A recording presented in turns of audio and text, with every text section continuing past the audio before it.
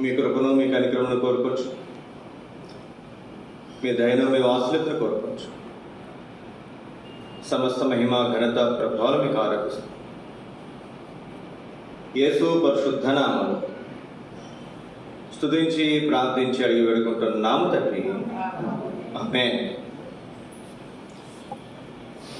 తీసిన వాళ్ళు చదవండి. కట్టేసాం. తీసిన వాళ్ళు చదవండి. తిమోతికి రాసిన మొదటి పత్రిక 1వ అధ్యాయము 12-13 వచ్చారు. హానికరుడైన నన్ను తన పరిచర్యకు నియమించి నమ్మకమైన వారిగా ఎంచినందుకు నన్ను బలపరిచిన ప్రభువైన క్రీస్తు యేసునకు కృతజ్ఞుడై ఉన్నాను. తెలియక అవిశ్వాసం వలన చేస్తున్నంత తండ్రి తెలియక అవిశ్వాసము వలన చేసితిని. ఎలా చేశాడంటే అవిశ్వాసం. అప్పుడు నేను విశ్వాసని కాదు. పౌలు అంటున్నాడు తన గతం గురించి మాట్లాడుతూ, అయ్యా నేనేమి మంచివాళ్ళను కాదు, పూర్వం దోషకుడను, పూర్వం నేను హింసకుడను. దేవుని దూషించాడంట. ఇప్పుడు కూడా మనం చూస్తాం. ఎవరిని ఇంటికి వెళ్తే, అయ్యా వద్దులయ్యా మా ఇంటికి, ఆయన ఊరుకోడు, చెడ్డ మాటలు అంటాడయ్యా అనే ఆడవాళ్ళు కూడా లేకపోలేదు. ఆయన ఎవరు ఉన్నారు లేదు చెప్పాడు. చెడ్డ మాటలు అంటాడయ్యా, నిన్ను ఆ మాటలు అంటే బాగోదయ్యా, వద్దులయ్యా అంట. వాళ్ళని మించినటువంటి వాడు ఎవరు? పౌలు. పౌలు తానే చెప్తాడు, నేను దోషకుడను, నేను దేవుని దూషించినటువంటి వాడను, దేవుని బిడ్డలను దూషించినటువంటి వాడను. దోషకుడను మాత్రమే కాదు, నేను ఎవరినంట హానికరుడను. నేను హాని చేశాను. స్టెఫెను అక్కడ రాళ్లతో కొట్టి చంపుతుంటే వాడు చావాల్సిందే అని సమ్మతించాడు. స్టెఫెను చావుకి పౌలు సమ్మతించాడు. అప్పుడు మారలేదు తాను. ఇప్పుడు కూడా కొంతమంది మనం చూస్తుంటాం, క్రైస్తవులు అంటే తిట్టేవాళ్ళు లేకపోలేదు, దూషించేవాళ్ళు లేకపోలేదు, కొట్టేవాళ్ళు లేకపోలేదు, చంపేవాళ్ళు కూడా లేకపోలేదు. ఇక మన ప్రాంతంలో అంత విపరీతమైనటువంటి సంగతులు లేవు. ఏమైనా మా అయితే తిడతారు అంతే కదండి. కొట్టడం కూడా నాకు తెలిసి మన ప్రకాశం జిల్లాలో, ఈ ప్రాంతాల్లో, ఆంధ్రాలో చాలా అరుదు. సో మేము వచ్చిన ఆరంభ దినాల్లో సువార్త చేస్తుంటే చెల్లెమ్మ పాలెం తెలుసా అండి? మీకు ఎవరికి తెలియదేమో, పాకలకు తెలుసు. పాకల పక్కన ఉంటుంది, క్రాంతినగర్, శాంతినగర్ పక్కన చెల్లెమ్మ పాలెం. చిన్నదే పల్లి, అన్ని కలిపి ఒక 50 ఇళ్ళు కూడా ఉంటాయండి. అక్కడికి వెళ్తే ఒకసారి కొట్టారండి ఎవరు, మాకు చెప్పారు, అయ్యా ఆ ఒక్క ఊరు వదిలేసేయండి, ఇంకా అన్ని ఊర్లు సువార్త చేసుకోవచ్చు, ఆ ఒక్క ఊర్లోనే ఒప్పుకోరు వాళ్ళు, అంతకుముందు ఎవరు వెళ్తే కొట్టారు వాళ్ళని అన్నారు. మేము వచ్చిన మొదటి సంవత్సరంలో 2013 అనుకుంటాను సువార్త చేస్తున్నాం. అదేమో ఆ టైంలో దసరా సెలవులు, వినాయక చవితి కూడా దగ్గరలో ఉన్నాయి. రెండు దగ్గర కలిసి వచ్చినాయి ఆ సంవత్సరం. మేము వెళ్ళింది వినాయక చవితి నిమజ్జనానికి 2 రోజుల ముందు. ప్రతి చోట కూడా విగ్రహాలు ఇవన్నీ కూడా పెట్టేస్తున్నాయి. సరే ఏముందో తిడతారు, మళ్ళీ కొడతారు, దెబ్బలేస్తారు అంతే కదా అని చెప్పి మేము కూడా వెళ్ళాము. అక్కడికి వెళ్ళేసరికి వాళ్ళందరూ కూడా ఎర్రబట్టలు వేసుకుని, భవానీ మాల వేసుకుని అట్లా ఉన్నారు. వాళ్ళు ఏమన్నారంటే, అయ్యో ఇప్పుడు ఇక్కడ ఊర్లో వదిలే వెళ్ళిపోన్నారు ఫస్ట్లోనే. ఆ ఊరు వెళ్ళేసరికి ఇంకో వాళ్ళు చెప్పినప్పుడు మనం ఏం చేయాలి, వెనక్కి వచ్చేసాం. తర్వాత ఇంకొకసారి వెళ్ళాము. అప్పుడు కూడా ఏమల్లా సువార్త చేస్తాడు. మీరేం గుర్తుపెట్టుకోనండి ఎప్పుడైనా. ఇప్పుడు ఇది మొత్తం ఇది ఊరు అనుకోరండి. మనం ఇక్కడి నుంచి వస్తున్నా, ముందు చివరికి వెళ్ళిపోవాలి. చివరికి వెళ్ళిపోయి ఆ చివరి నుంచి సువార్త చెప్పుకుంటూ రావాలి. ఎవరైనా మనం పట్టుకోవడానికి తిడతాకు కొడతాకు వచ్చారు అనుకురండి, వ్యాన్ ఎక్కేసి వచ్చేసారు. మనం ఊళ్ళో చేసుకుంటూ పోయాం అనుకురండి, వాళ్ళు మన వెనకాల పడితే ఎక్కడికి పోతాం, మనం వాళ్ళకి చిక్కుపోతాం. అందుకే ఏం చెప్తారంటే మాకు, ఇట్లా ఈ చివరి నుంచి ఆ చివరి వరకు దారి ఉండి అటు నుంచి ఇంకో ఊరు వెళ్ళాలంటేనేమో ఈ చివరి నుంచి చేసుకుంటూ వెళ్తాం. లేదా ఊరు మాత్రమే చేసుకుని వెనక్కి రావాలనుకోరండి. ముందు ఆ చివరికి పోతారు. ఆ చివరికి వెళ్ళిపోయి అక్కడి నుంచి సువార్త చేసుకుంటూ ఎక్కడైనా ఆపమంటే అక్కడ ఆపేసి ఇంకా ముందుకు వచ్చేస్తారు. అట్లా కొన్ని మెలకువలు. ఈ పౌలు గురించి మనం చూస్తే ఇళ్లలోనికి పోయి వాడిని ఏం చేసినట్ట చూడండి. మాట ఒక మాట అపోస్తలుల కార్యముల గ్రంథం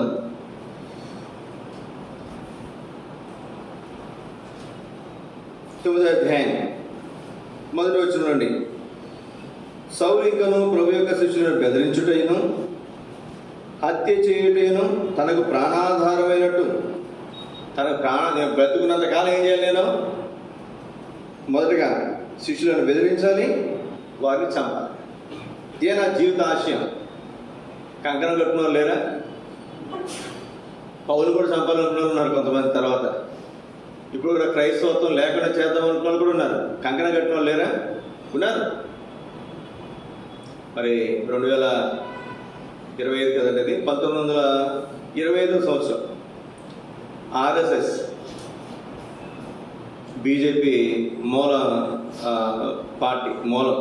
బీజేపీకి మూలం ఏంటి చెప్పండి? ఇదేమో ప్రజా పార్టీ బీజేపీ, వాళ్ళకి మూలం ఎవరు? ఆర్ఎస్ఎస్ వాళ్ళు. ఆవిర్భవించింది ఎప్పుడు తెలుసా? 1925వ సంవత్సరం. అంటే రేపటికి, అంటే వచ్చే సంవత్సరానికి 100 సంవత్సరాలు పూర్తవుతాయి. వాళ్ళు అసలు ఆర్ఎస్ఎస్ స్టార్ట్ చేసిందే ఉద్దేశం ఏంటి తెలుసా? ఈ దేశం మొత్తాన్ని హిందుస్థాన్గా మార్చాలి. ఏం మార్చాలి? హిందుస్థాన్. ఇప్పుడు మన దేశం పేరు ఇండియా కాదు, భారత్. ఇండియా తీశారు, మన దేశం పేరు భారత్. భరతుడు, భరతుని యొక్క సంతానం అంటారు వాళ్ళు. భారతదేశం. దాన్ని ఎలా మార్చాలి? హిందుస్థాన్గా మార్చాలి.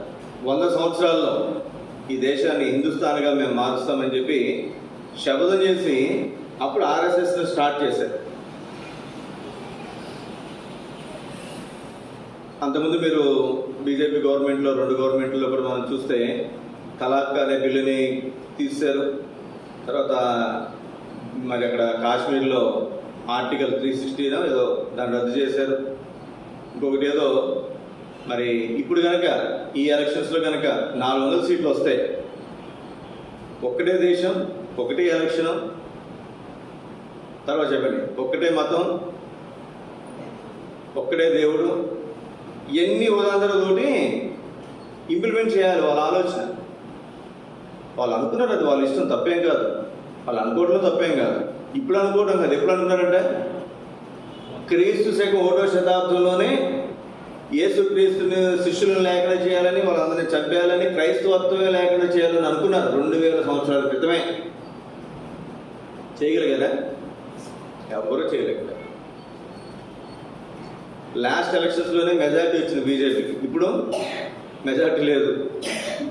ఇప్పుడు రింగ్ మాస్టర్లు ఎవరంటే నితీష్ కుమార్ అనుకుంటాను, ఒరిస్సా, తర్వాత చంద్రబాబు నాయుడు. వీళ్ళిద్దరూ సపోర్ట్ తీస్తారు అనుకున్నాండి. ప్రధానమంత్రి గవర్నమెంట్, బీజేపీ గవర్నమెంట్ ఏమవుతుంది? పడిపోతుంది. వీళ్ళు వచ్చి కాంగ్రెస్ సపోర్ట్ చేశారంటే అక్కడ బీజేపీ గవర్నమెంట్ పడిపోతుంది. ఎందుకంటే మనం గమనించాల్సినటువంటి సంగతులు, మనం ఎవరిని వేరుగా తప్పుగా మాట్లాడట్లేదు, తగినటువంటి సంగతులు మనం చూస్తున్నాం. ఇప్పుడు వీళ్ళు చేసినటువంటి తీర్మానాలన్నింటికంటే కూడా మించిన తీర్మానం పౌలు చేసినటువంటిది. నా ప్రాణాధారం. మనకు నార్త్ ఇండియాలో మనం చూస్తాం, వాళ్ళని క్రైస్తువులు ఎక్కడైనా కనపడితే వాళ్ళని కొట్టడం, చంపటం, ఇంకా భయంకరమైనటువంటి అసభ్యకరమైనటువంటి సంగతులు చేయటం లేదప్పుడు ఉంది. ఇది ఎప్పుడుంది అసలు? 2000 సంవత్సరాల క్రితమే. పౌలు లాంటి వ్యక్తులు చాలామంది ఉన్నారు. కానీ ఎంత అద్భుతం చూడండి, అట్లాంటి పౌలుని దేవుడు ఏం చేసి చెప్పండి? మార్చేశాడు. అంతకుముందు అతని పేరు సౌలు, ఇప్పుడు అతని పేరు పౌలు. ఇంకేం చేసినండి పౌలు? 2వ వచనం, ఈ మార్గమందున్న పురుషులైనను స్త్రీలనైనను కనుగొనినట్లా వారిని బంధించి యెరూషలేమునకు తీసుకుని వచ్చుటకు దమస్కులోని సమాజం వారికి పత్రికలమని అడిగారు. ఇంకో చోట ఎక్కడ ఉంటుంది? ఇంటింట పోయి 8వ వచనం, 8వ అధ్యాయం 2వ వచనం, 8వ అధ్యాయం 3వ వచనం, సౌలైతే ఇంటింటా చొచ్చి పురుషులను స్త్రీలను ఈడ్చుకుని పోయి చెరసాల్లో వేయించి సంగమును పాడు చేయించుండెను. స్త్రీలను లేదు, పురుషులను లేదు. ఇళ్లలోనికి పోయి వాళ్ళని లాక్కుని వచ్చి హింసించి బంధించి వాళ్ళ చెరసలో పడేసేవాడు. మన చోట్ల గద్దెనాలో, మణిపూర్ ప్రాంతంలో, ఇంకా అక్కడక్కడ చాలా దేశాలు, చాలా ప్రాంతాలు మనం చూస్తున్నాం ప్రస్తుతం కూడా. ఎప్పుడున్నాయి? ఇప్పుడు కాదండి, 2000 సంవత్సరాల క్రితమే క్రీస్తు మరణించి సిలువుకి ఎక్కి మరణించి పరలోకానికి ఆరోహణమైన తర్వాత శిష్యులను లేకుండా చేయాలని, బైబిల్ లేకుండా చేయాలని, సంఘం లేకుండా చేయాలని ఎంత చేశారో అంతగా దాని దేవుడు విస్తరింపజేశాడు. ఏదో దేశం నాకు గుర్తు రావట్లేదు, అరుణాచల్లో దాని పక్కన రాష్ట్రము. అరుణాచల్ పట్టణం ఏ రాష్ట్రంలో చెప్పండి? త్రిపుర, మిజోరాం, అస్సాం. చెప్పండి. మీకు ఆంధ్ర రాష్ట్రం తర్వాత ఇక రాష్ట్రాలు తెలియదు. అందులో ఒక రాష్ట్రం వాళ్ళు ఏం చేశారంటే యాంటీ కన్వర్షన్ బిల్ అనేది అక్కడ ఆ దేశంలో ఇంప్లిమెంట్ చేశారు. అంటే మత మార్పిడి చేయకూడదు. అంతకుముందు వరకు ఎక్కువ శాతం ఎవరంటే హిందువులు ఆ రాష్ట్రంలో, మన దేశంలోనే. ఎప్పుడైతే ఈ బిల్లు వచ్చిందో కొన్ని సంవత్సరాల్లోనే మొత్తం అందరూ క్రైస్తవులు అయిపోయారు. ఇప్పుడు ఆంధ్రప్రదేశ్ మన దేశంలో మొట్టమొదటి క్రైస్తవ రాష్ట్రం అదే. మొట్టమొదటి క్రైస్తవ రాష్ట్రం. అక్కడ ఉన్న వాళ్ళందరూ క్రైస్తవులే. ఎంత వ్యతిరేకిస్తుంటే, ఎంత హింసిస్తుంటే దేవుడు అంతగా దీనిని అభివృద్ధిలోనికి తీసుకుని వస్తాడు. ఇప్పుడు ఇట్లాంటి సౌలునే దేవుడు ఏం చేసి చెప్పండి, పౌలుగా మార్చాడు. నువ్వు నేను చేయలేము. పుట్టు క్రైస్తవులుగా మనం చేయలేము. మన తల్లిదండ్రులు క్రైస్తవులు అయినంత మాత్రం మనం చేయలేము. వజ్రాన్ని వజ్రంతోనే పోయాలి, ముళ్ళుని ముళ్ళుతోనే తీయాలి. అందుకే దేవుడు ఎవరు లేపాడు? పౌలు లేపాడు. ఎన్ని ఊర్లు తిరిగాడు, ఎన్ని దేశాలు తిరిగాడు చెప్పండి. ఎంతమందిని సువార్త చేసి దేవుళ్ళు నడిపించి చెప్పండి. ఇప్పుడు మనందరం రక్షించబడ్డామంటే మొట్టమొదటిగా యేసుక్రీస్తు వారు అయితే, తర్వాత ఎవరు మూలం? పౌలు. ఇశ్రాయేల్ దేశంలో కాకుండా బయట దేశంలో ఉంటున్న అన్ని జనులందరూ కూడా ఎవరు కృతజ్ఞులు, ఎవరు కృతజ్ఞులు? దేవునికి, అలాగే తన దాసులైనటువంటి పౌలుకి. ఎంత విస్తారమైన పరిచర్య చేశాడు. సోదర సోదరి, మధ్యాహ్న కాల సమయంలో మనం గమనించాల్సినటువంటి ప్రాముఖ్యమైనటువంటి మాట, పూర్వం హింసకుడను దోషకుడను. పూర్వం మన స్థితి ఎట్లా ఉండొచ్చు, ఇప్పుడు మన స్థితి ఎట్లా ఉంది? మన వలన ఏమన్నా ప్రయోజనం ఉందా? పౌలు రక్షించబడ్డాడు అంటే, పౌలు దేవుని నమ్ముకున్నాడంటే, పౌలు వలన దేవునికి ఉపయోగం ఉందా లేదా? ఉంది కదండి. ఎంతో పరిచయం చేసి ప్రాణాలు సైతం లెక్క చేయలే. ఎందుకని? అవన్నీ అతను చేశాడు కాబట్టి. వాళ్ళు ఏదైనా చేస్తున్నా అరే ఎన్ని నేను చేస్తూ ఉన్నాయని చెప్పి భరించేవాడు. వాళ్ళు కొడుతున్నా, తిడుతున్నా, నిందిస్తున్నా అన్నీ ఇతను చేశాడు కాబట్టి ఇతను. మరి నీ వల్ల నా వల్ల దేవునికి ఏమైనా ప్రయోజనం ఉందా? నీ వల్ల నా వల్ల దేవునికి ఏమైనా ప్రయోజనం ఉందా? ఒకసారి ఆలోచించాలి. మనం ఏదో క్రైస్తవులుగా దేవుని మందిరానికి రావటం, ఆరాధన చేయటం, మళ్ళీ అయిపోయిందో వెళ్ళిపోవటం అట్లా కాదు. కానీ దేవుడు నన్ను రక్షించుకున్నాడు కనుక నా వల్ల దేవునికి ప్రయోజనము, లేదా నా వల్ల సంఘానికి ప్రయోజనము, నా వల్ల ఈ పరిసరకి ప్రయోజనం అని మనం ధైర్యంగా చెప్పగలమా? చెప్పలేకపోతే ఒకసారి మధ్యాహ్న కాల సమయంలో మన హృదయాలు పరీక్షించుకున్నాం. దేవా, నన్ను నీకు ప్రయోజనకరమైన వ్యక్తిగా మార్చు. నీ సంఘానికి ప్రయోజనకరమైన వ్యక్తిగా నన్ను మార్చు. నీ పరిసరకు ప్రయోజనకరమైన వ్యక్తిగా నన్ను మార్చు అని మనం ఈ మధ్యాహ్న కాల సమయంలో అడుగుదాం కాక. తిమోతికి రాసిన 2వ పత్రిక 1వ అధ్యాయం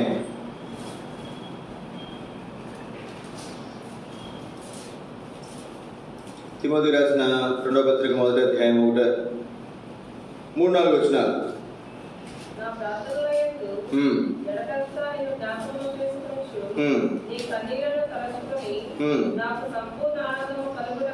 నాకు సంపూర్ణ ఆనందము కలుగుటకై నిన్ను చూడాలని రేయింబగలు అపేక్షించుచు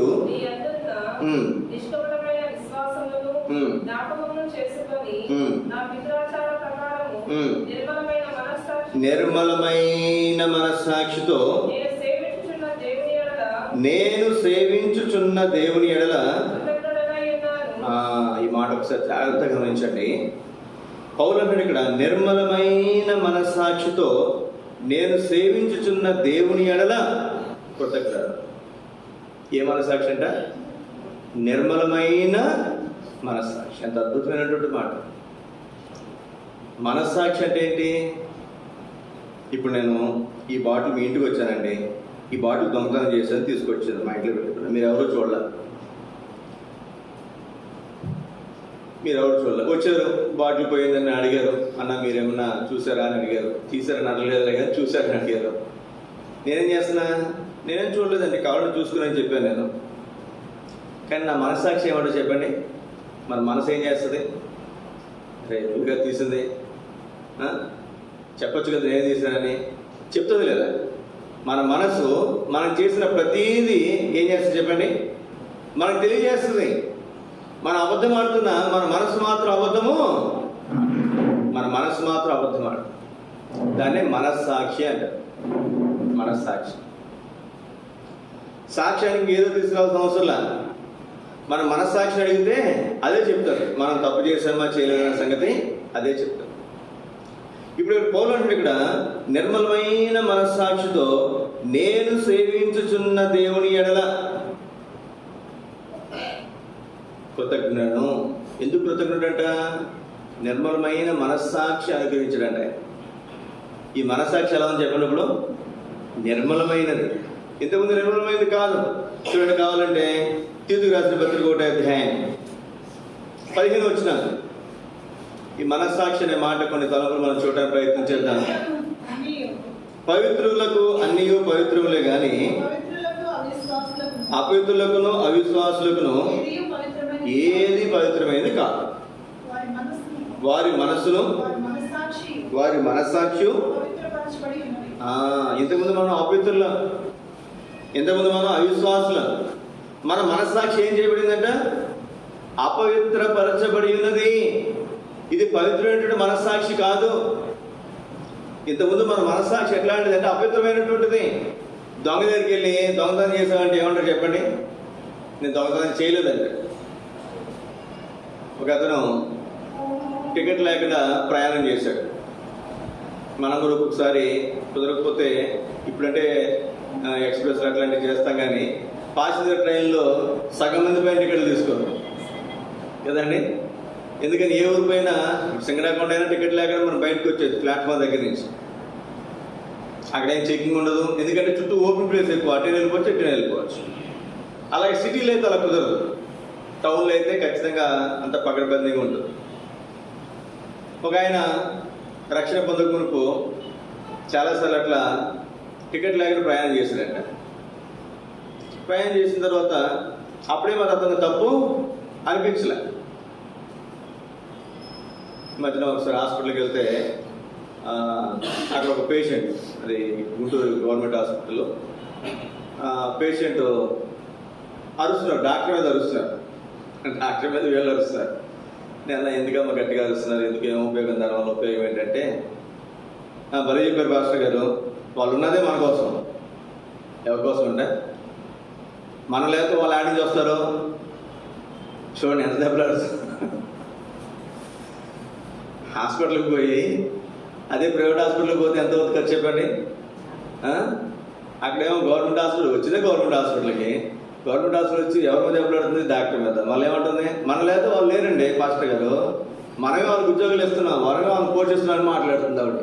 మా తల్లి నీకు ధనవం అని చెప్పాను నేను బయట. అట్లాంటి వాళ్ళు కూడా ఉంటారు ప్రయాణం చేస్తూ. ఇది ఎవరు అనుకున్నారు?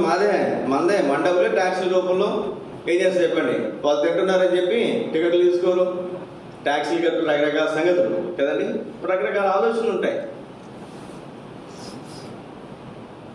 ఇతను రక్షించబడిన తర్వాత, దేవుని ఎరిగిన తర్వాత ఏం చేశారంట? నేను 5 సార్లు సింగరాగడ నుంచి ఒంగోలు టికెట్ లేకుండా ప్రయాణం చేశానని ఇలా 5 టికెట్లు తీసుకున్నాడు. కౌంటర్కి వెళ్ళి ఎన్ని టికెట్లు తీసుకున్నాడండి? 5 టికెట్లు తీసుకుని వాటిని చింపేసి వచ్చేసాను.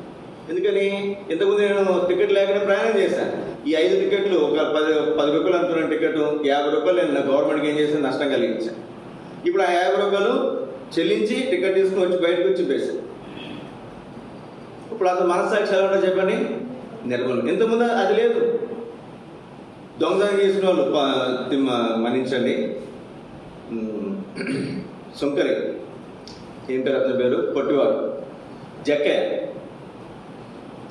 ఇంటికి యేసుక్రీస్తు వచ్చినప్పుడు నేడు ఈ ఇంటికి రక్షణ వచ్చి ఉన్నదని చెప్పగానే జక్క ఏమంటాడు చెప్పండి, మీరు ఎవరి దగ్గర నేను అన్యాయంగా తీసుకుంటే వాళ్ళకి నేను ఏం చేస్తాను, నేను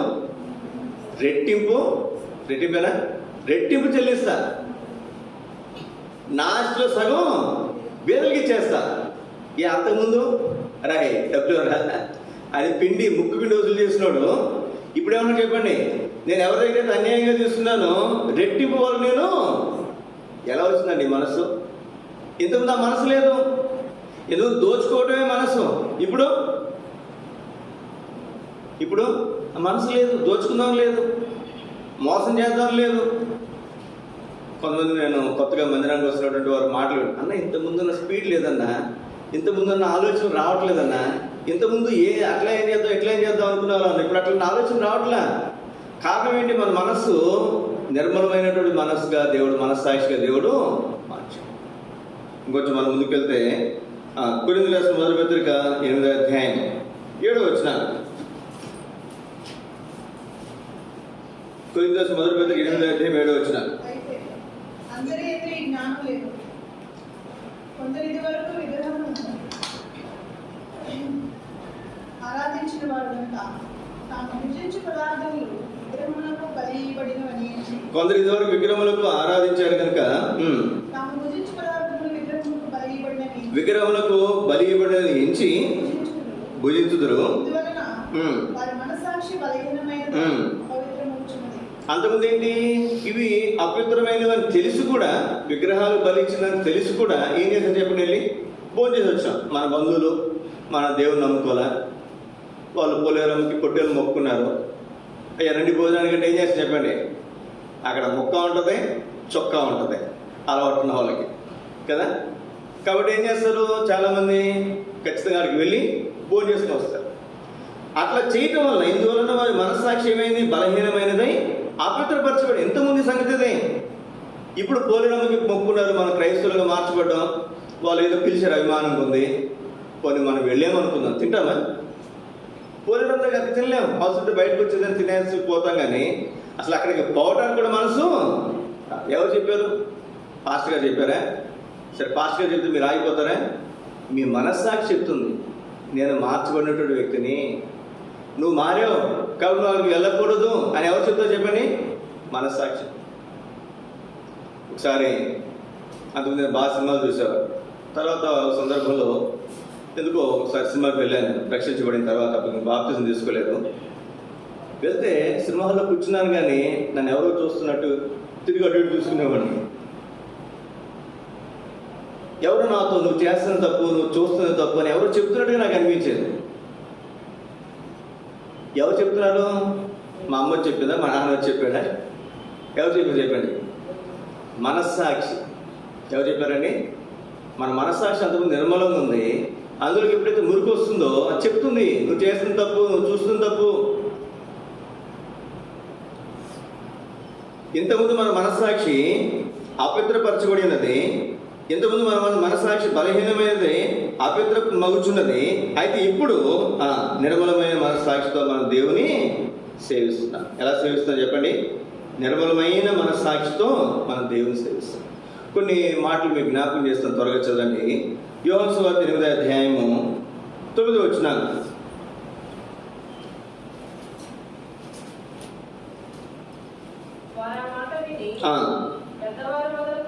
మధ్యలో కింద రాయబడినటువంటి మాట, మనస్సాక్షి చేత గద్దింపబడిన వారై, పెద్దవారు మొదలుకొని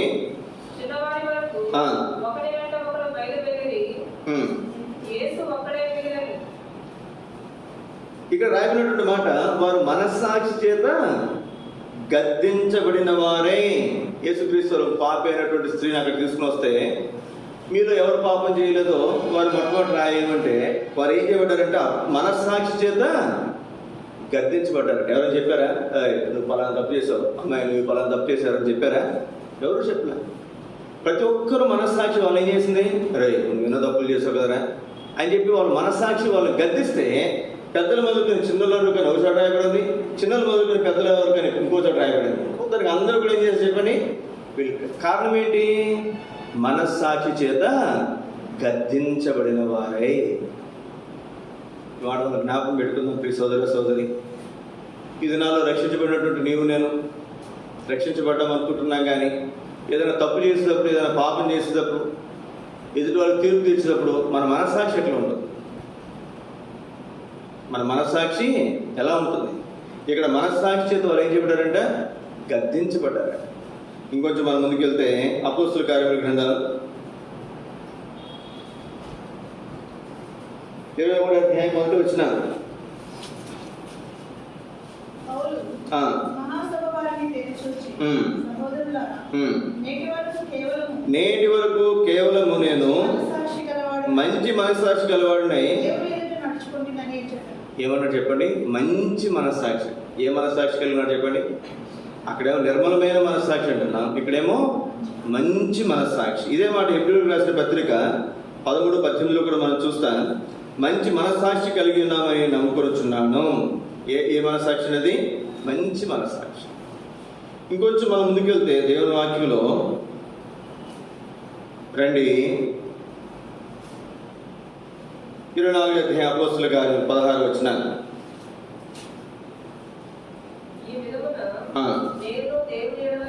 నేను దేవుని ఎడలను మనుషుల ఎడలను ఎల్లప్పుడూ నా మనస్సాక్షి నిర్దోషమైనదిగా ఉండినట్లు అభ్యాసం ప్రాక్టీస్ చేస్తున్నా. ఎవరైనా స్పోర్ట్స్ పర్సన్ ఉంటే ఆట ఆడటానికి ముందు ఏం చేస్తారు చెప్పండి? ప్రాక్టీస్ చేస్తారు, అభ్యాసం చేస్తారు. ఏ అభ్యాసం చేస్తాడంట? దేవుని ఎడల మనుషుల ఎడల ఎల్లప్పుడూ నా మనస్సాక్షి నిర్దోషమైనదిగా ఉండాలి. మీరు నమ్మండి, నాకేదైనా సంగతి ఏదైనా తప్పు చేస్తుంది, చూపు ద్వారానో, మాటల ద్వారానో, క్రియల ద్వారానో, దేవునికి విరోధంగానో, మనుషుల విరోధంగా తప్పు చేసిన జ్ఞాపకం వస్తే వెంటనే అయ్యా అలా తప్పు చేసిన క్షమించమని ఆయన రక్త పోషణ తెచ్చుకొని అప్పుడు నాకు నెమ్మది కలుగుతుంది. ఏదైనా తప్పు చేశాను క్షమించి శిలువ రక్తంలో నన్ను కడగమని అడిగితే అప్పుడు ఎంతో నెమ్మది. ఎప్పటికప్పుడు మనం ఏం చేయాలి? ప్రభువుల దగ్గర చేరి వచ్చినప్పుడు కాదు.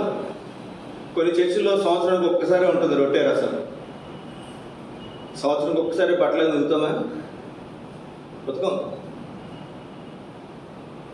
సంవత్సరానికి ఒక్కసారి అక్కడ ప్రభువులు ఉంటే 31st నైట్ ఈ సంవత్సరం చేసిన తప్పులన్నీ ఆ ఒక్కరోజు ఒప్పుకుంటారు అంతే. ఆ ఒక్కరోజు ఉపవాసం ఉంటారు, అయిపోయింది. ఇంకా 364 రోజులు వాళ్ళ ఇష్టం. 65 రోజు ఆ ఒక్కరోజు మాత్రం జాగ్రత్తగా ఉంటారు. కొన్ని సంఘాల్లో క్రిస్మస్కి ఒకసారి, లేకపోతే న్యూ ఇయర్కి ఒకసారి, లేకపోతే ఈస్టర్కి ఒకసారి అట్లా పెడతారు. కొన్ని సంఘాల్లో నెలకు ఒకసారి పెడతారు ప్రోగ్రాంలో. నెల మొత్తంలో చేసిన తప్పులని ఇప్పుడు ఒప్పుకుంటారు చెప్పండి? ఆ రోజు దైవజనుడు భక్తి గారికి ఇచ్చినటువంటి సంఘ దర్శనంలో ప్రతి వారం ఉంటుంది. ఆదివారం రొట్టె విరుచుటకు మేము కూడినాం. ఇంకా శ్రేష్టమైన సంగతి ఏంటంటే ఇంటింట రొట్టె విరుచు అనుదినము వారు ఇంటింట కూడుకొనొచ్చు రొట్టె విరుచు. ఎందుకు రొట్టె విరుస్తున్నారు? వాళ్ళకి తినడానికి లేక. రొట్టె విరిచేటప్పుడు ఏం చేస్తాం? మన తప్పిదాలు మనం ఒప్పుకుంటాం, మనం సరి చేసుకుంటాం. అందుకే ఆది సంఘము ప్రతిరోజు రొట్టె విరిచేటప్పుడు వాళ్ళు సరి చేసుకుని, వారి మనస్సాక్షిని సరి చేసుకుని, దేవుని యొక్క మనుషులు ఏదో వారి మనస్సాక్షిని సరి చేసుకోవడానికి ఇంటింట ప్రతిదినం కూడుకునేవారు రొట్టె విరిచేవారు. ఇప్పుడు ప్రతిరోజు కుదరదు కనుక, పనులు బాధ్యతలు ఉంటాయి కనుక ఒక దినమును నిర్ణయించారు. ఏంటది? ఆదివారము, ఆయన పునరుత్థానమైనటువంటి రోజు. కానీ ప్రతి ఆదివారం మనం ఏం చేయాలి? రొట్టె విరవాలి. ఎందుకని? ఈ వారంలో చేసిన సంగతులన్నీ కూడా ప్రతిరోజు మన ఇంటికాడ సరి చేసుకుని చక్కపరుచుకుంటూ, ఇంకేదైనా మిగిలిపోతే ఆదివారం ప్రభువుల దగ్గరికి వచ్చినప్పుడు మనం ఏం చేయాలి చెప్పండి? మనం సరి చేసుకోవాలి, చక్కపరుచుకోవాలి. మన మనస్సాక్షిని దేవుని ఎదుట, మనుషుల ఎదుట నిర్మలమైనదిగా ఉంచుకోవాలి. నీ మీద నీ సహోదరునికి ఏదైనా విరోధ స్వభావం ఉంటే, నువ్వు బలి అర్పణ తీసుకుని వచ్చినప్పుడు నీ జ్ఞాపకం వస్తే, నువ్వు వెళ్ళి అతనితో ఏం చేయాలంట? ముందు సమాధాన పడి వచ్చి అప్పుడు బలి అర్పించాలి. అంత ఆశ్చర్యం చూడండి. ఇందులో ఏంటిది? నాకు అతని మీద కోపం ఉండడం కాదంట, అతనికి నా మీద కోపం ఉంది. మనం ఏం చేస్తాం అసలు? ఇప్పుడు వెంకటరామకి నా మీద కోపం ఉంది అనుకోనండి, నేనేం చేయగలను? అతన్ని ఏదైనా చేయగలనా? నాకేదైనా కోపం ఉంటే అయ్యప్ప నాకు పలానా విషయంలో కోపం ఉంది, నేను మర్చిపోతానని చెప్పి అనుకోవచ్చు. అతను మన మీద ఎందుకు కోపపడుతుందో మనకు తెలియదు. అయినా సరే నీకు తెలిస్తే ఏం చేయాలంట? నువ్వు బలిర్పణ అర్పించినప్పుడు ఆ బలిర్పణ అక్కడ వదిలి విడిచిపెట్టి అక్కడికి పోయి నీ సహోదరులతో సమాధానం కూడా వచ్చేప్పుడు నువ్వు బలిని అర్పించు. సోదర సోదరి మధ్యాహ్న కాల సమయంలో దేవుని బిడ్డలుగా మనం గమనించాల్సినటువంటి మాట, మనం ఎప్పటికప్పుడు మన మనస్సాక్షి ఎలా ఉంచుకోవాలండి? నిర్మలమైనదిగా ఉంచుకోవాలి. నిర్మలమైనదిగా ఉంచుకోవాలి. తిమోతికి రాసిన మొదటి పత్రిక 4వ అధ్యాయం.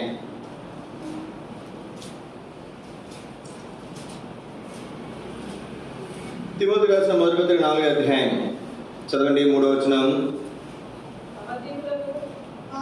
అబద్ధికులు ఏ మనస్సాక్షి అంట? వాత వేయబడిన మనస్సాక్షి. ఇప్పుడు మనకు వాత వేయడం అంటే తెలియదు ఈ రోజుల్లో.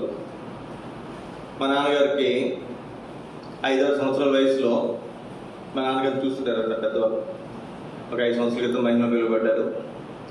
ఆయనకి పోలియో వచ్చింది. ఎడంకాలు ఎడంచి పక్షవాతం కింద అట్లానో వచ్చినాయి. చిన్నప్పుడు పొంగు చూపు ఆటలం అంటారు కదా, ఆటలమ్మ ఇచ్చినప్పుడు కొంచెం పత్యం చేయాలి, జాగ్రత్తగా చేయాలి. ఆ కాలంలో మా నాన్నగారు వాళ్ళ పెదనాన్న అంటే మా పెద్ద ఏదో చేపలు మొత్తానికి పెట్టేశాడు. చిన్నపిల్లవాడు కదా, ఏదో తినేసాడు 5-6 సంవత్సరాల వయసులో. కాలు చేయి పడిపోయింది. కాలు చేయి పడిపోతే హాస్పిటల్కి అప్పుడు హాస్పిటల్ లేవు, నాటు వైద్యమే. నాటు వైద్యం తీసుకెళ్తే ఇక్కడ ఒక వాత, ఇక్కడ ఒక వాత, ఇక్కడ ఒక వాత వేసాడు. అది ఇక్కడ ఒక వాత, ఇక్కడ ఒక వాత, కాళ్ళకి వాతలు వేసాడు.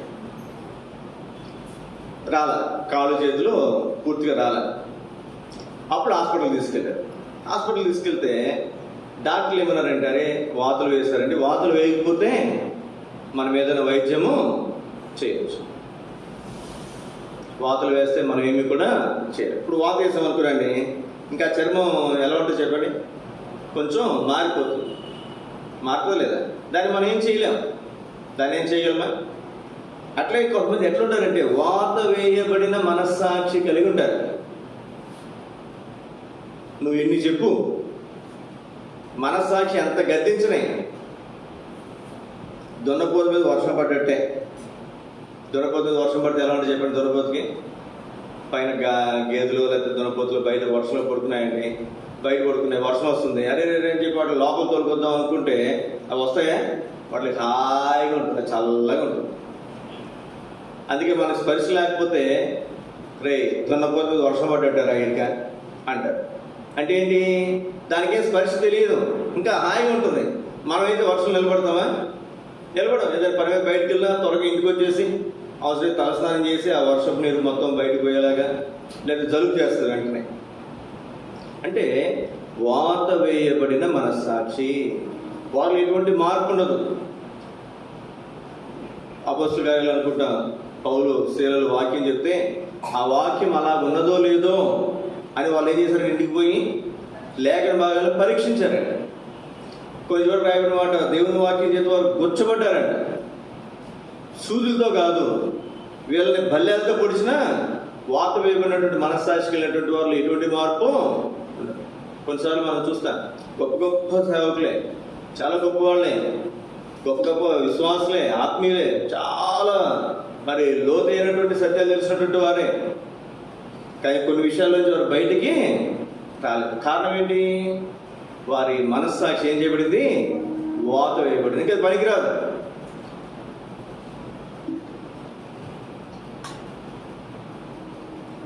ఇంకా అది పనికిరాదు. ఇంకా అసలు వాళ్ళు మనస్సాక్షి మాట తీసుకోరు, ఇంకా ఆ స్థాయి దాటిపోయింది. ఏ మనస్సాక్షి అంటే? వాత వేయబడినటువంటి మనస్సాక్షి. ఇప్పుడు చదువు 4వ వచనం. ఇక్కడ వీళ్ళు ఏమంటున్నారు? ఇక్కడ 3వ వచనం, వివాహం నిషేధించుచు సత్య విషయమైన అనుభవ జ్ఞానం గల విశ్వాసులు కృతజ్ఞతాస్తుతులు చెల్లించి పుచ్చుకొని నిమిత్తము దేవుడి నుంచి ఆహార వస్తువులు కొన్నిటిని.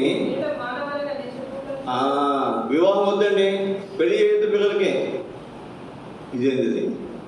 వివాహాన్ని నిషేధించారట. పౌలు ఎప్పుడు నిషేధించలా. పౌలు ఏమన్నాడు చెప్పండి? తన కుమారునికి తన కుమార్తెకు, కుమారుడు అన్న మాట్లాడదు కానీ తన కుమార్తెగా ఉంది. కుమార్తె అంటే కుమారుడు గురించి మనం చూసుకోవచ్చు. కుమారుడికి ఇలా కుమార్తెకు వివాహం చేయకూడదు, చేయాలనుకోవటం మంచిది. చేయకుండా దేవుని కొరకు ప్రత్యేకం ఉంచాలనుకోవటం మరి మంచిది. అయినా వాళ్ళు నిలవలేనప్పుడు వాళ్ళు వివాహం చేయటం అవసరం. నేను దేవుని కొరకు ప్రత్యేకించబడినటువంటి వ్యక్తిగా నేను ఉండాలని నేను కోరుకుంటే నేను వివాహం చేసుకొని ఉండొచ్చు.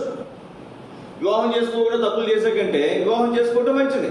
ప్రతి పురుషుడికి సొంత భార్య, ప్రతి స్త్రీకి సొంత పురుషుడు ఉండటము అవసరం. ఇది దేవుని వాక్యంలో మనం చూస్తున్నాం. కానీ వీళ్ళు ఏమన్నారంట? వాత వేవినటువంటి మనసాక్షి కలిగినటువంటి వారు అసలు వివాహమే వద్దు. ఇంకేమన్నారంట? దేవుడు సూచించిన వస్తువులు మనం ఏం చేయకూడదు, వాటిని కొన్ని వస్తువుల్ని తినకూడదు. అయ్యో ఇదా తినకూడదు, అయ్యో ఇదా తినకూడదు. చదవండి 4వ వచనం. దేవుడు సృజించిన ఈ మాట గుర్తుపెట్టుకున్నాడు. ప్రతి వస్తువును మంచిది, కృతజ్ఞతాస్తుతులు చెల్లించి పుచ్చుకునే ఏది నిషేధింపదగినది కాదు. ఈ మాట గుర్తుపెట్టుకోనండి. కృతజ్ఞతాస్తుతులు చెల్లించి మనం కనుక పుచ్చుకుంటే ఏ వస్తువు కూడా ఏం చేయదంటండి, అది నిషేధింపదగినది కాదు. ఇంకో చోట రాయబడినటువంటి మాట, కటిక వాని అంగడిలో అమ్మునదేదో అది మనం ఏం చేయొచ్చు అంటే కొని తినొచ్చు. అదే వస్తువు అయినా సరే. మీరు తప్పుగా అనుకోకుండా మాట చెప్తున్నానని స్వీట్ షాప్కి వెళ్ళామనుకోండి, లడ్డూలు ఉంటాయి అక్కడ. లడ్డూలు తిన్నారు ఎప్పుడైనా? ఏమంటే మీ ఊళ్ళో లడ్డూలు చూసారా? మాట్లాడతాం. సుబ్బమ్మ చూడలేదు మీరు? లడ్డూలు చూశారు కదా. లడ్డూలు మామూలుగా పసుపు రంగులో ఉంటాయి. స్వీట్ షాప్కి వెళ్ళినప్పుడు అక్కడ 2-3 రంగుల్లో చేస్తారు. ఒకటేమో కొంచెం డ్రై ఫ్రూట్స్ వేసి ఒకటి చేస్తారు, ఒకటేమో కొంచెం నల్లగా ముక్కుపొడి కలర్లో ఉంటుంది. అదేమో స్పెషల్ లడ్డు. ఇది కేజీ 100 రూపాయలు అనుకోండి, అదే 200 ఉంటుంది. జీడిపప్పు డ్రై ఫ్రూట్స్ చేస్తే 400 తీసుకుంటాడు. మనం కొనుక్కోమా?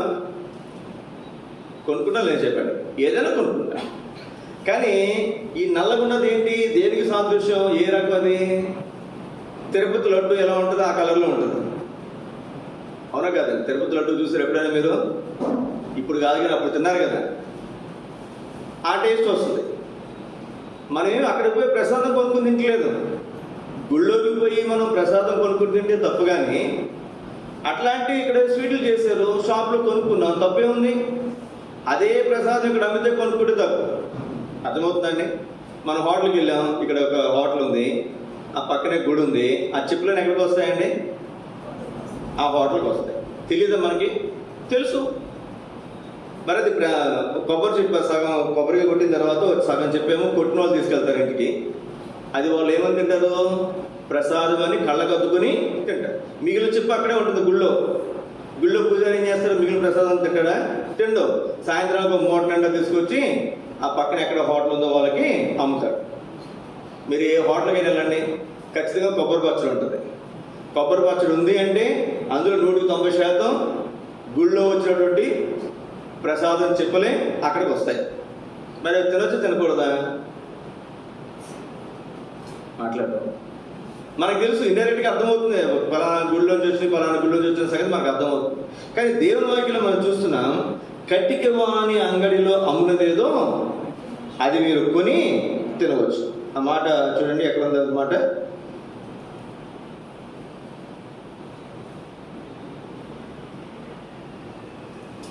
కనిపించిందండి? కట్టిక వాని అంగడిలో అమ్మునదేదో దాన్ని మనం కొని తినొచ్చు.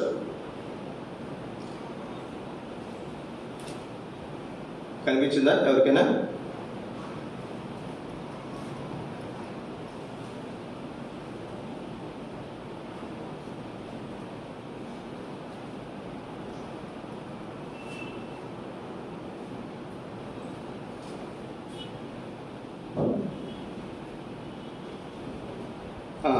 కొరింథీయులకు మొదటి పత్రిక 10వ అధ్యాయం.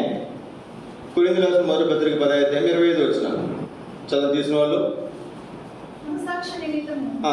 ఏ విచారణ చేయక ఉమ్. కటికవాని అంగడిలో అమ్మునదేదో కటిక వాని అంగడిలో అమ్మునదేదో. దాన్ని తినవచ్చు. ఏమండి నేను చెప్పిన మాట అబద్ధం లేదా? నా మాట కాదు ఇది. ఒక కొట్లోనికి పోయి కటికవాడు అంటే ఎవడు? మాంసం కొట్టే సాగు కటికవాడు. అక్కడ కూడా పోయి వాడు అమ్మేది ఏం చేయొచ్చు? మనం కొనుక్కుని తినొచ్చు. షాప్లోకి పోయి వాళ్ళు అమ్మేది మనం కొనుక్కుని తినొచ్చు. వాడు ఎక్కడి నుంచి తీసుకొచ్చాడు? అతను హిందూనా, ముస్లిమా, లేకపోతే ఇంకొక ఆయన మనకు అనవసరం. మనం ప్రార్థన చేసుకుంటాం, హిందువులు పూజ చేసుకుంటారు, వేరే వాళ్ళు ఇంకోటి చేస్తారు, చేయనా? అవన్నీ మనకు అనవసరం. మన షాప్కి వెళ్తున్నాం, కొనుక్కుంటున్నాం, తింటున్నాం. ఈ మాట గుర్తుపెట్టుకున్నాడు. చాలా మంది గ్రహింపుండక కొన్ని సంగతుల్లో కొన్ని విపరీతమైనటువంటి విధానాలకు పోతారు. కటికవాని అంగడిలో ఏదైనా అమ్మేది మనం కొనుక్కుని తినొచ్చు. దేవుడు ఇచ్చినటువంటి ప్రతి వస్తువు కూడా ప్రార్థన చేసుకుని మనం ఏం చేయొచ్చు చెప్పండి? కృతజ్ఞతాస్తుతులు చెల్లించి దాన్ని ఆహారంగా తినొచ్చు. అయితే ఇప్పుడు చదవండి.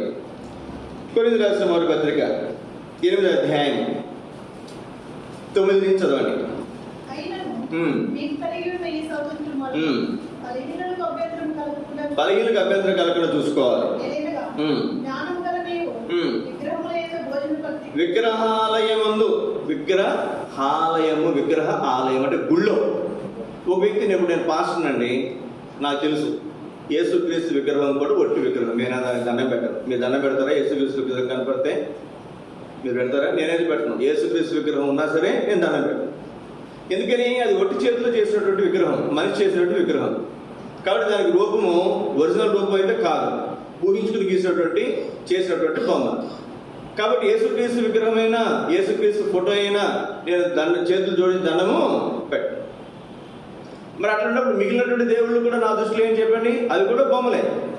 నాకు గ్రహింపు ఉంది. నేను పోయి ఆ విగ్రహాలయము అంటే ఆ గుళ్ళోనికి పోయి చదవండి. భోజన పంక్తి కూర్చుండగా భోజన పంక్తిని అక్కడే భోజన పంక్తిలో నేను భోజనాలు కూర్చుంటే ఒకడు చూచిన యెడల ఒకడు చూశాడు. ఎవరు? విశ్వాసాలు చూశారు. బలహీనమైన మనస్సాక్షి అతనేమో నా అంత బలవంతుడు కాదు, అంటే నేను సేవలో ఉన్నాను, నాకు చాలా అనుభవం ఉంది. వాళ్ళు కొత్తగా వచ్చినటువంటి దేవుని నమ్ముకున్నటువంటి కొత్త విశ్వాసి.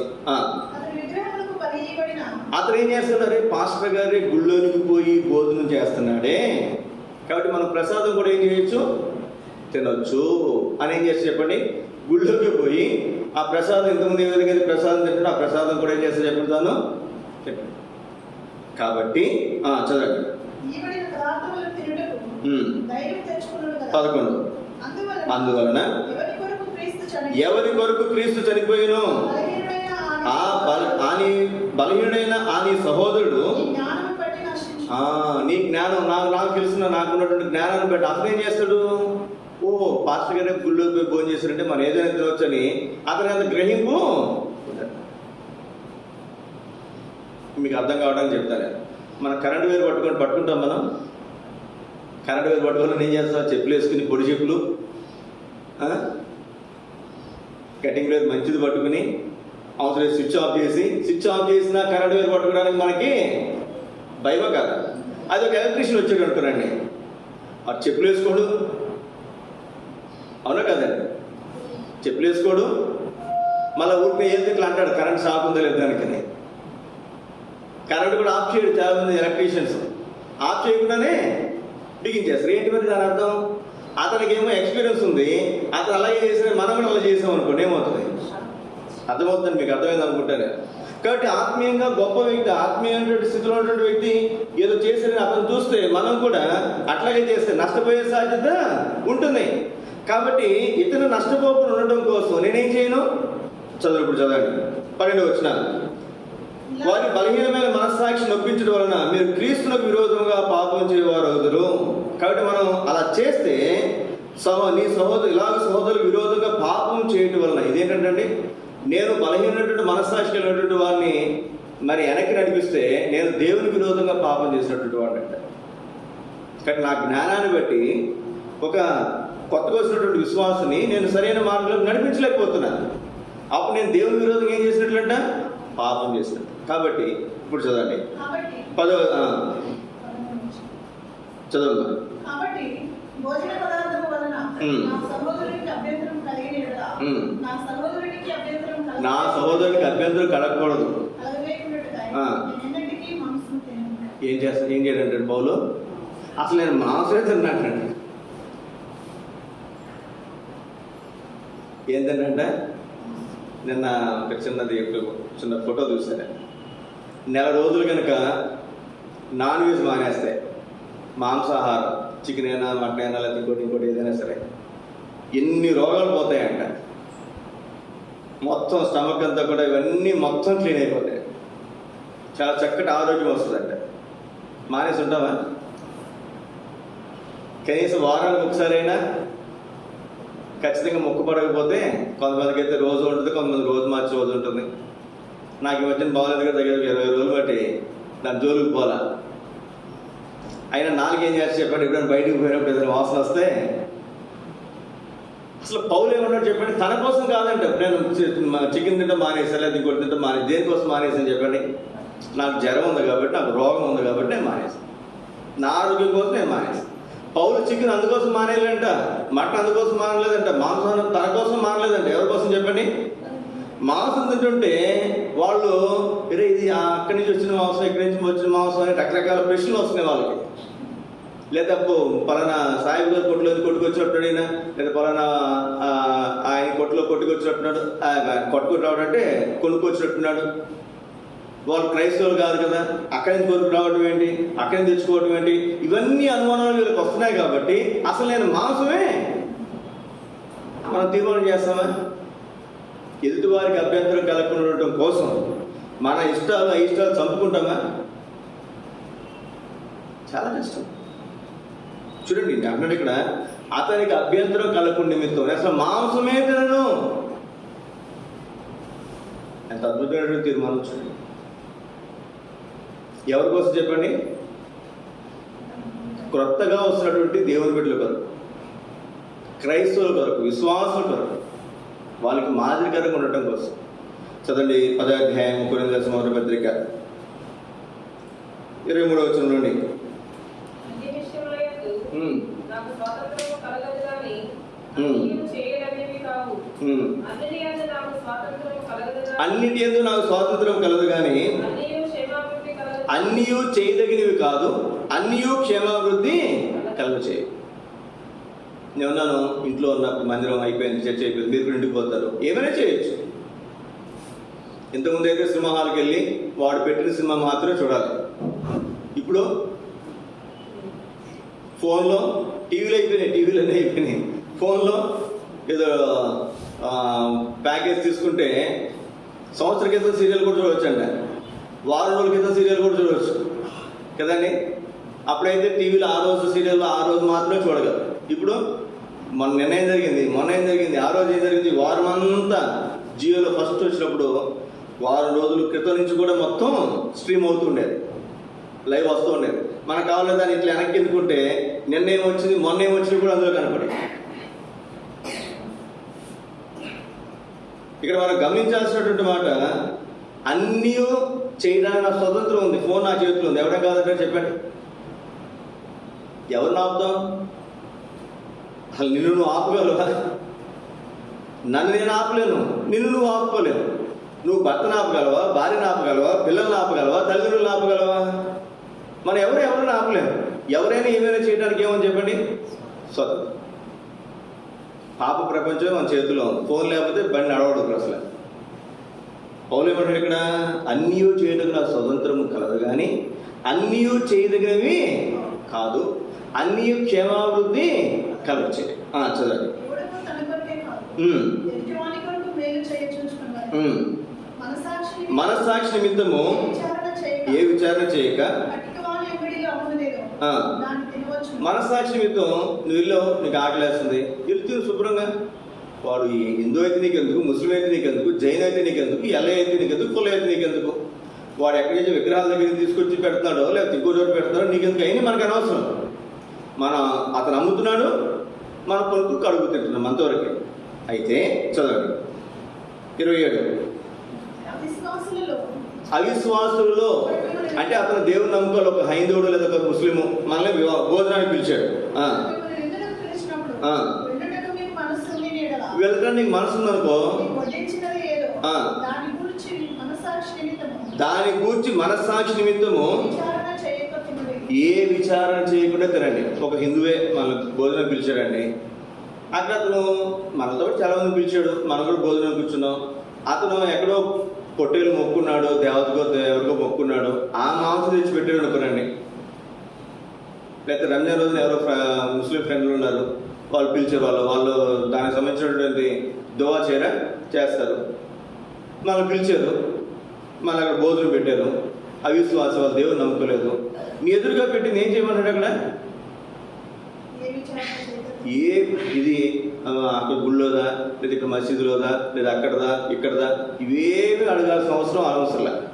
నీ మనస్సాక్షిని మనస్సాక్షి నిమిత్తం ఏ విచారణ చేయకుండా తినండి. ఎదురుగా పెట్టాడు, నేను ఇంటికి ఆహ్వానించాడు, భోజనం పెట్టాడు, తిను.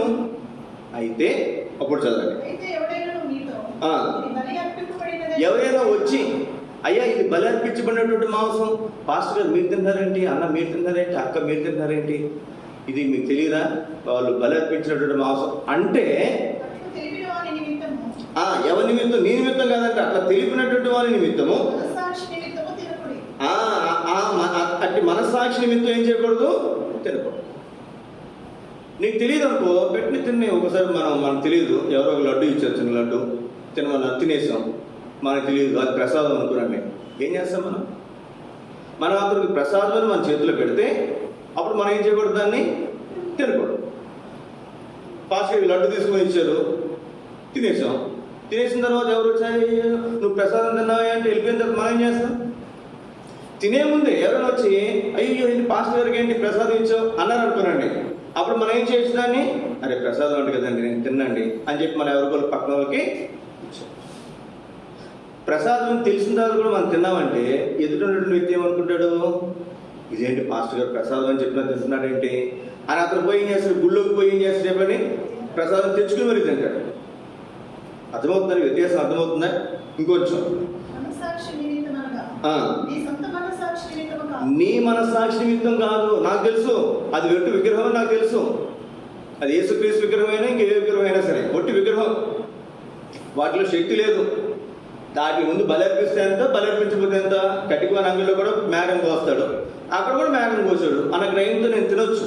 కానీ నా మనస్సాక్షి నిమిత్తం కాదంట, ఎదుటివాని మనస్సాక్షి నిమిత్తమే చెప్పుచున్నాను. నువ్వు తినటం మానేయాలి. అది చెప్తున్నటువంటి మాట. 30 వచ్చినాను. నేను కృతజ్ఞతతో పుచ్చుకునే నేను కృతజ్ఞతతో పుచ్చుకుంటే నేను దేని నిమిత్తం కృతజ్ఞతాస్తుతులు చెల్లించినాను.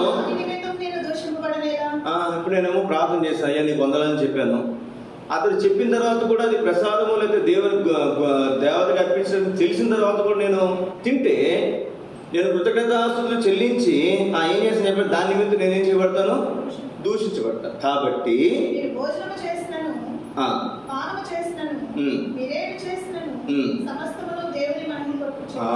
దేనికోసం చేయాలంటే దేవునికి మహిమ రావాలి. మనం ఏ పని చేస్తే ఈ పని చేస్తున్నాం, దేవునికి మహిమ వస్తుందో రాదు. నేను ఈ కార్యం చేస్తున్నా, దేవునికి మహిమ వస్తుందో రాదు. ఇది ఎప్పటికప్పుడు మనం ఆలోచించుకోవాలి. అట్లా ఆలోచించుకుని సమస్తం మనం ఏం చేయాలంటే దేవుని కొరకు చేయాలి, దేవుని మహిమ కొరకు చేయాలి. మహిమ కలిగినటువంటి దేవుడు, మహిమా స్వరూపమైనటువంటి దేవుడు తన మహిమను మనకు ఆరోపించి ఉండగా మరి మనం కూడా ఆయనను మహిమపరచుదాం గాక, ఆయనను మహిమపరిచినట్లుగా మనం జీవించుదాం గాక. మోకరించి ప్రార్థన చేసుకుందాం. దేవుని వాక్య వెలుగులో, దేవుడు ఇచ్చినటువంటి వాక్య వెలుగులో మనం హృదయాలు పరీక్షించుకుందాం. నిర్మలమైన మనస్సాక్షి, మంచి మనస్సాక్షి, పవిత్రమైనటువంటి మనస్సాక్షి, ఎన్నో మాటలు మనం చూస్తున్నాం. అయితే అక్కడ వాత వేయబడినటువంటి మనస్సాక్షిని కూడా మనం చూస్తున్నాం. నీ మనస్సాక్షి, ఎదుటివాని మనస్సాక్షి. ఒకసారి మనం హృదయాలు పరీక్షించుకుందాం. మన మనస్సాక్షి మన మీద నేరారోపణ చేస్తే దానివల్ల ఇంకా మన భక్తి జీవితంలో మనకు ప్రయోజనం లేదు. ఎదుటివారి మనస్సాక్షిని కూడా మనం సరైన విధానంలో ఉంచకుండా మన జ్ఞానం బట్టి అతని మనస్సాక్షిని మనం బలహీనపరిస్తే మన దేవునికి విరోధంగా పాపం చేసేవారు. మనం కృతజ్ఞతాస్తుతులు చెల్లించి ఏదైతే మనం భుజిస్తున్నామో దానివలన మనము దూషింపబడతాం. అంటే మనం హృదయాలు పరీక్షించుకుందాం, శరీరం చక్కపరుచుకుందాం. దేవుని వాక్యములలో ఏదైనా దేవుడు మనం చూపిస్తున్న విషయాలు శరీరం చక్కపరుచుకుని తిరిగి దేవునికి మనం ప్రతిష్ఠించుకుందాం. అట్లా దేవుడు మనకి సహాయం చేయను కాక.